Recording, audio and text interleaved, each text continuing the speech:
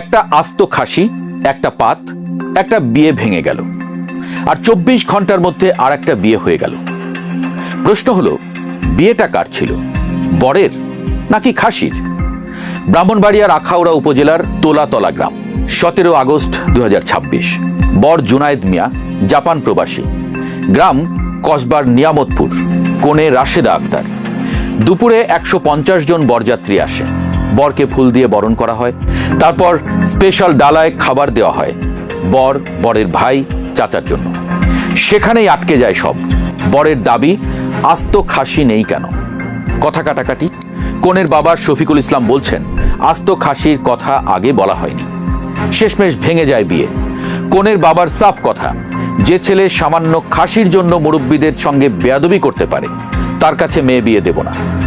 বর বলছেন অন্য কথা। ফেসবুকে লিখেছেন, পূর্ব নির্ধারিত অ্যামাউন্টের চেয়ে 10 গুণ অতিরিক্ত কাবিন দাবি করা হয়েছে। দিতে রাজি না হওয়ায় বের করে দেওয়া হয়েছে। পরদিন রাত 11টায় কসবার নিয়ামতপুর গ্রামে কনের মামার বাড়িতে আর এক বিয়ে। নতুন কনে জান্নাতুল ফেরদৌস আক্তার, সায়দাবাদ সরকারি কলেজের স্নাতক প্রথম বর্ষের ছাত্রী। দেনমোহর 6 লাখ টাকা। বর ফেসবুকে ছবি দিয়ে লিখলেন, আলহামদুলিল্লাহ, সব জল্পনা কল্পনার অবসান। এক রাতে কনে বদলে গেছে। ব্রাহ্মণবাড়িয়া, কুমিল্লা, চট্টগ্রাম বেল্টে বরের পাতে আস্ত খাসি, আস্ত রান, বড় মাছের মাথা দেওয়া মানে সম্মান। এটা খাবার না, এটা স্ট্যাটাস। কনের পক্ষ প্রমাণ করতে চায়, আমরা তোমাকে ইজ্জত দিয়েছি। বরপক্ষ প্রমাণ করতে চায়, আমরা ইজ্জত পাওয়ার যোগ্য। কিন্তু এই ইজ্জতের দাম কত? একটা গড় বিয়েতে এখন খরচ 5 লাখ থেকে 15 লাখ টাকা। এই টাকা শুধু খাবার না, এর মধ্যে ডেকোরেশন, গোল্ড, উপহার ইত্যাদি। আন্তর্জাতিক খাদ্য নীতি গবেষণা ইনস্টিটিউটের তথ্যানুযায়ী বাংলাদেশের বিয়ের অনুষ্ঠানে অতিরিক্ত খাবারের আয়োজনের অন্তত 15 থেকে 20% অপচয় হয়। এই অপচয়ের মূল কারণ কেবল বরপক্ষকে তুষ্ট করার প্রদর্শনী থেকে। আর এই খরচের চাপে সহিংসতা হয়। শরীয়তপুরের ভাঙ্গা উপজেলায় এরকমই একটি ঘটনায় মাংস কম দেওয়ায় সংঘর্ষে 10 জন আহত। মৌলভীবাজারে বিয়েতে মুরগি দেওয়ায় 12 জন আহত। মানে খাবার নিয়ে মারামারি নতুন না। প্রশ্ন হলো, 150 জন মানুষ খেয়ে চলে গেল, শুধু একটা ডালায় আস্ত খাসি নেই বলে একটা মেয়ের বিয়ে ভেঙে যাবে? এটা কি খাবারের রাগ নাকি ক্ষমতার প্রদর্শনী? যদি বরের অভিযোগটা সত্যি হয়, তবে সেটা আরো ভয়ঙ্কর। টাকা। বর বলছেন 10 গুণ বেশি কাবিন চাওয়া হয়েছে। বাংলাদেশে দেনমোহর নিয়ে আইন খুব পরিষ্কার। বিয়ের টিকে থাকুক কিংবা না থাকুক, দেনমোহর দিতে স্বামী বাধ্য।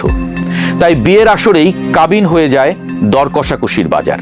কনের বাবা ভাবছে মেয়ের সিকিউরিটির জন্য কাবিন বাড়াতে হবে। বর ভাবছে এত টাকা লিখলে ফেঁসে যাব। এটা কি বিয়ে? এটা তো চুক্তি।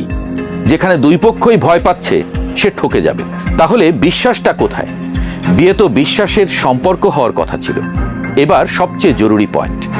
প্রথম কনে রাশেদা, দ্বিতীয় কনে জান্নাতুল। দুজনের কেউ জুনায়েদকে চেনে না, জুনায়েদও তাদের চেনে না। এক বাবা সিদ্ধান্ত নিল এই ছেলের সঙ্গে মেয়ে দেব না। আরেক বাবা মানে মামা তাজুল ইসলাম সরকার সিদ্ধান্ত নিল দেব। মেয়ের মতামত কোথায়? শূন্য। আন্তর্জাতিক মানবাধিকার আইনে বলা হয়েছে, বিয়েতে স্বাধীন ও পূর্ণ মতামত দেওয়ার অধিকার, দাম্পত্য সঙ্গী বেছে নেওয়ার অধিকার সবার আছে। জাতিসংঘ জনসংখ্যা তহবিল UNFPA এর রিপোর্ট অনুযায়ী বাংলাদেশের 47% নারী নিজের বিয়ের সিদ্ধান্ত নিজে নিতে পারেন না। একদিকে বিয়ের আয়োজনের খরচ, আরেকদিকে যৌতুকের বিশাল অঙ্ক।